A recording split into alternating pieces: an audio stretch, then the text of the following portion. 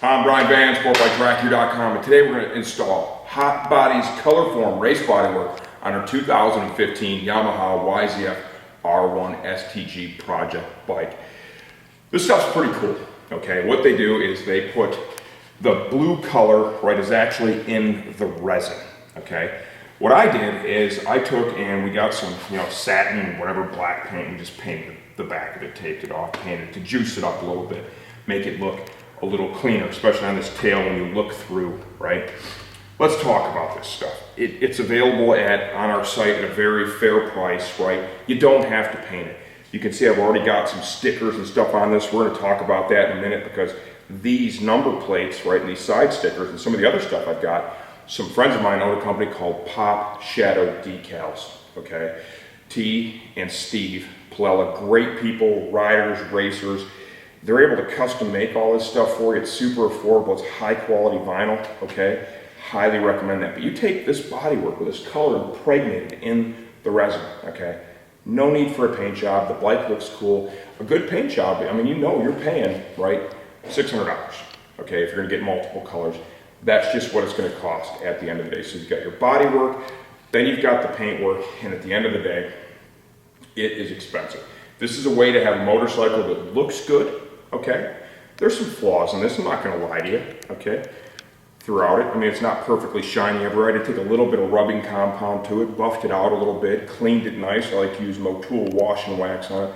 But you get your stickers on it, it looks good. And if you're gonna be switching your bike back and forth from street to track, this sport is expensive enough, okay? Something like this can get you a good looking motorcycle, look really nice in the pictures when you're on the racetrack. It looks good in the pits as well, okay? But it's gonna save you some money, some time, some effort. Let's talk about what it takes to install. Obviously, you have to remove all your stock body. We're gonna start back here on the tail of the R1. You've got your seat pan here. This is where your stock seat bolts up to. I believe this needs to be in here with that Superbike tail that they have. This closes the gap between the actual seat pan of the tail and the battery, okay? And you end up kind of putting pressure on this and sitting here. So I think this piece should be there. If I was making the bike race only, I would cut it along the subframe right here to eliminate these ears. These ears are in the way and they make it really hard to put the tail on and off without damaging it, okay? If you're like me and you need to take this motorcycle and use it on the street and on the racetrack, because we're going back and forth with this thing all the time now. This is a test mule for us. There's a little mod that I just came up with that I think you can do. It's easy enough to do. I cut it along this line right here and separate it into two pieces, okay?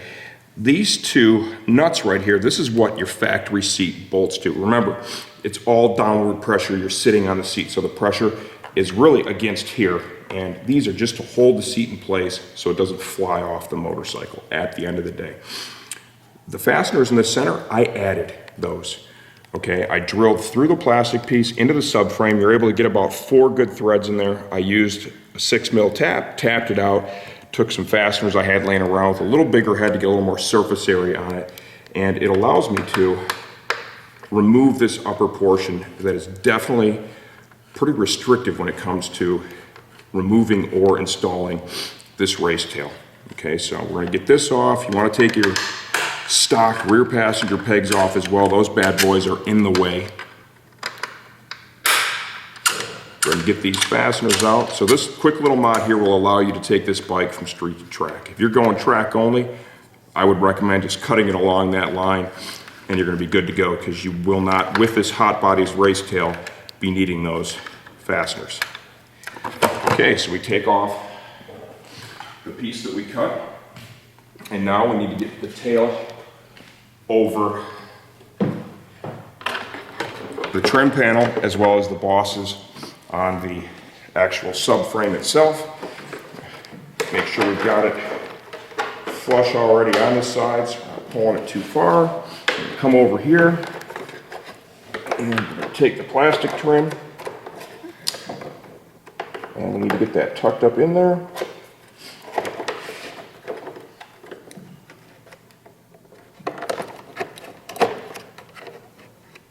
Like so, jump over that lip, there we go. It's really not as hard as I just somehow managed to make it look. Okay, so now the tail's on. It really comes off pretty easily. It goes on pretty easily as well. Something else that I decided to do with this motorcycle is I felt that the way it fitted up here in the seat pan area, okay, I felt it would be very beneficial to use spacers, about 1/4 inch, that go between the subframe and the actual seat mount, okay? The reason behind that is, if you bolt this all the way down, you're really stressing out the fiberglass, and in my experience, you know, that kind of leads to some cracking and stuff, and just, it's not great for longevity, okay? So I used top hat spacers that I had, some OEM stuff, you can see it right here. You could also go to any decent hardware store and grab yourself some nylon spacers. You want something that has some surface area to it, about that size. And you could even probably do something using some silicone to hold them in place so they're more captured and you don't have to deal with lining anything up. The holes on this color form lined up phenomenally, right? I drilled them literally in the center of the bosses. It all jumped right in there for me, no problem.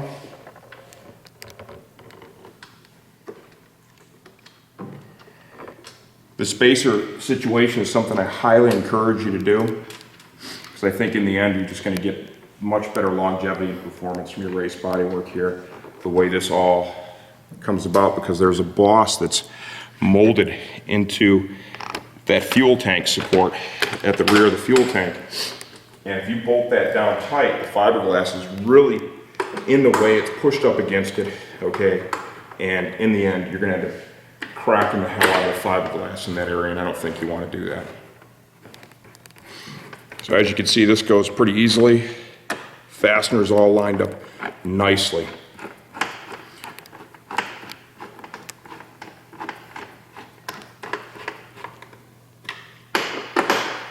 Remember, with the fiberglass too, there's no need to really over torque this stuff, okay? You over torque it, it cracks, you damage it, once again, reduces longevity.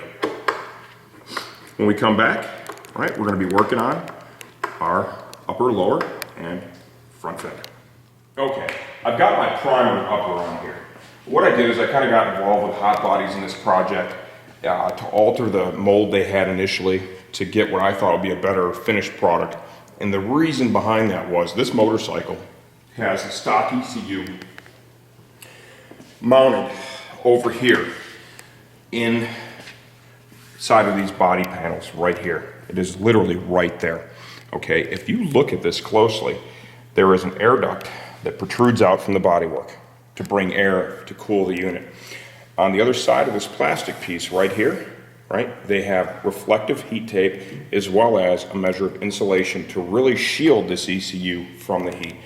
So their initial kit actually was molded all the way back here, down here, up here, over here. What I did is I trimmed it so that we could reuse this whole stock piece right here, reuse the stock mounting fastener, stock mounting point, right, and retain this, because I feel that is critical that that's in place, unless you're putting in a kit ECU, relocating your ECU, spending another $2,000-3,000. Personally, I don't think I'm gonna do that. I don't think most customers will either. That said, this piece here, I looked it up online, about 20 bucks, the plastic piece.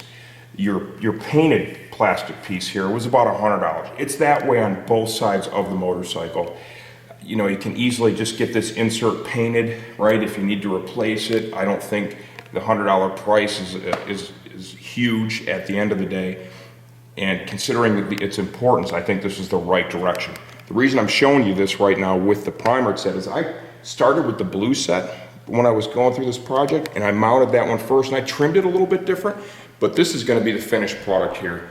And I just want my cameraman Tyler to show how nicely that all lines up and looks with the body lines there, because the blue piece is going to be a little bit different. I just want to be completely upfront about that. Okay, now we're on the upper fairing. Key thing to note here is I use the stock windscreen, right? I literally fit it in place here, okay? Fit in there nicely. I marked each one of these holes from the backside, drilled through. I got the stock well nuts, stock bolts. This windscreen has some grooves, right, channels molded into it some clips as well. Some of that's for the stock body work, but for the upper fairing stay, all right, there is actually a clip that goes into. I'm using to mount this to the upper fairing stay, that clip, as well as I drilled holes through the bodywork here, okay, and I'm going to run a zippy tie, cable tie through one hole, through the other, and secure it at the back. Okay, I like to do that because at the end of the day, if you have a tip over, I found the cable ties, if it's a small tip over, the cable ties, they'll yield. Instead of destroying the bodywork, I've had the cable tie just tear and had very, very limited bodywork damage, which is sweet, okay? So that is the reason I like to do that. Another thing I ran into up here was I really felt like this was kind of flimsy, okay? And almost hanging down a little bit because of the stock bodywork, it has nipples it attaches to. This does not, it's race bodywork. I put just a little safety wire through it for the time being. It kind of holds it up out of the way, and I felt if you were on a straightaway, you were going 160 miles an hour, that it was flimsy enough that the air could maybe catch it and fold it down, and by doing this, I lifted it up out of the way, and it's just a lot more rigid, so I don't think that'll happen. So you may want to consider doing that as well. As we continue working on this bike, I'll probably look for maybe a little higher end solution than just a little bit of safety wire. So to get the fairing in place, obviously just going to slide it all in here. Okay, the thing I really want to focus on is going to be the clips on that fairing stay, lining up with the screen, kind of slide it around, kind of get it to drop in there, and then we'll be good to go, and I can go ahead and get the zip ties in there, okay, and we'll be able to move on to our lower fairing. Okay, that slides into place, and you feel that really locks in there. I'm going to come up front. I'm going to look at that seal. Everything's nice in there. The air duct is shaped nicely. When I put these cable ties through, I like to put the knot on the back side. Gives you a much cleaner look, okay? And usually I'll put the knot actually at the top.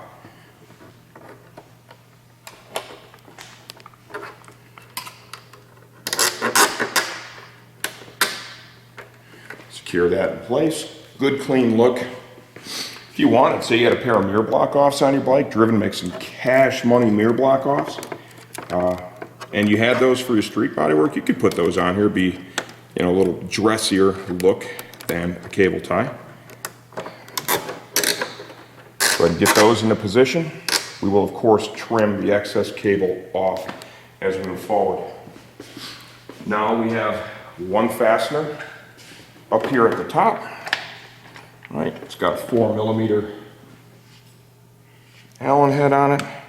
Remember, okay, when you're looking at this, the trim job I did on this is different than the mold that you're going to be getting, okay? You're going to have this whole piece on here. It's going to look better than what I've got, okay? I wish I would have done the same with this that I did with the primered, but this was the first set I worked with.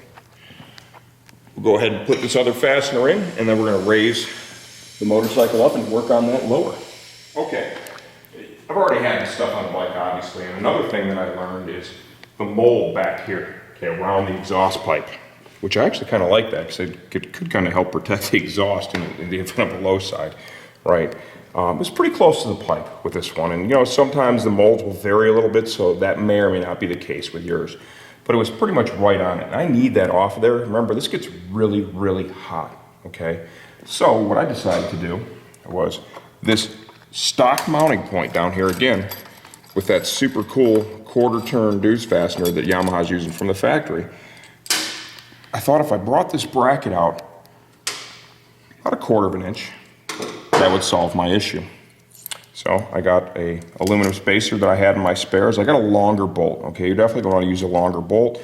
And this is a blind hole here, okay? So you can't use a bolt that's too long. It's got to be pretty much the right length. As you can see, that's going to adjust just right for the difference that spacer provides. I'll go ahead and thread that bad boy in there.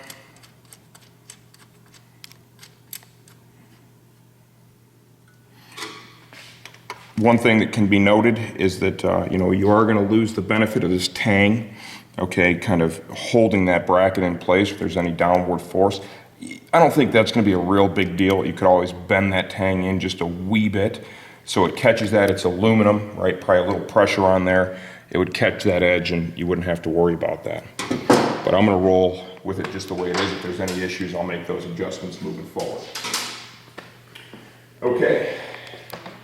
The exhaust obviously is all right in here, okay? I decided to put a big hunk of heat shield, we sell this on the website, in that area to protect my lower fairing. The easiest way to dip this in is from this side. You got to clear the oil cooler, right? And when you install it, you actually have to get the molded part of the bodywork over the top of that oil cooler, okay, and bring it back like so. I like to start back here, putting in the fasteners here at the back, 4mm key handle, looks pretty nicely. Put that bad boy in. And the one up front here. Okay, now we come back here and take a look at the pipe, and we've begun to pick up some clearance. You don't really know if you totally got it till you've got it all bolted up. Okay, so I'm gonna get the other side bolted up as well. Just gonna shift it around just a little bit, get our deuce fasteners in, and then we'll double check that gap and make sure that we've got something that is gonna work well for us back there. These quarter turn fasteners from the factory are pretty sweet. Okay.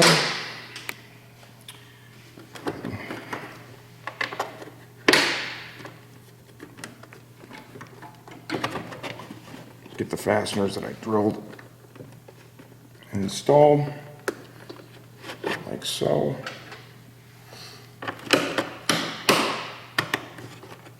Go to the other side, do the same thing. Over the right side, go ahead and throw in our deuce fasteners here.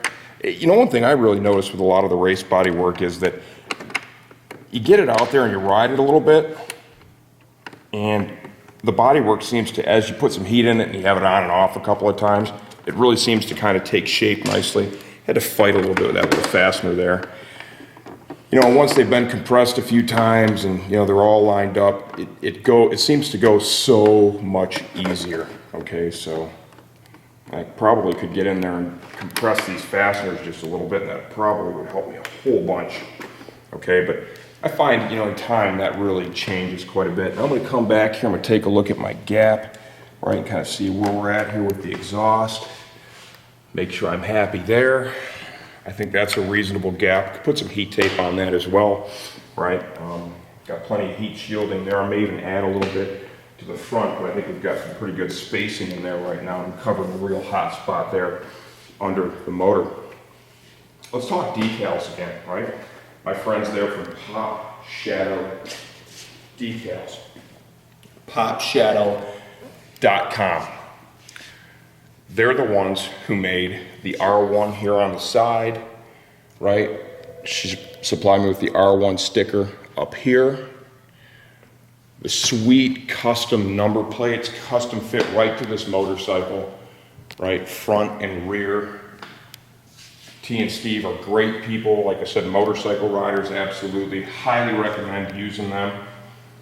We'll send out a link in one of our future emails to make that even easier to find them. Last piece of the puzzle, our front fender. Little Pirelli stickers on the side. You know, we sell the Pirelli race tires. The Yamaha sticker there, once again provided by Pop Shadow, right? You know, you're able to get all that stuff from Steve and T, and it really makes the bike look phenomenal in my opinion. Okay, so the fender, and even if you did a painted set, right, you're still gonna need number plates, right? And what's cool, instead of having your painter paint number plates on, okay, because remember, that's a whole nother color that you're paying for. You could have the painter just do the color, and then you put her custom plates on there, There's your white background, or yellow if you're an amateur, and you're good to go, right? You'd have to buy the numbers, race numbers anyways, to stick on, and we all know how fun it is getting those things lined up. And when she's doing that, you know, she's doing that all on the computer, laying that bad boy out, right? So everything is lined out perfectly. Stuff installs real nice. I've even seen her at the racetrack multiple times, right? If you're one of her customers and you order the stuff for racetrack delivery, and her and Steve are there, I've seen her put it on, okay? Hopefully I'm not creating a firestorm of people wanting their decals installed by T at the racetrack, but I've seen her do that stuff more than once, and I think that's pretty cool too. Fender bolts right up. I drill everything dead bang on center, okay? This way you don't have to use your stock Fender either. Now, I want to be really clear. The body, these aren't OEM fairings, okay? They don't fit exactly like OEM. They don't look exactly like OEM. You need to know that up front. I think that's important. That your expectations are correct. You know, you're not expecting to have something that's exactly like what you took off of it, you know, for only a fraction of the cost. It just doesn't work that way, okay? There are other brands that fit a lot better. But, you know, you're typically talking double the cost, you know, several $100s more. And that's why at the end of the day, for most of us, if you're rolling on a budget, you know, the Hotbodies is really a great avenue, a great way to save some money. And you can apply those monetary resources to different areas of your riding and racing budget. You can clearly see the fender fits fine. One note with fender fitment in the front, okay, you want to make sure you've got adequate clearance front and rear for your tire warmers. So before I go to the racetrack, I'm going to take one of my warmers, put it on a front stand, I'm going to whip it through there and make sure we've got good coverage. Now, another thing that I'd like to show you is these upper closeout panels right here. Because we have the stock side panel on, I'm able to reuse those. There's a little push pin we'll put in up there up front.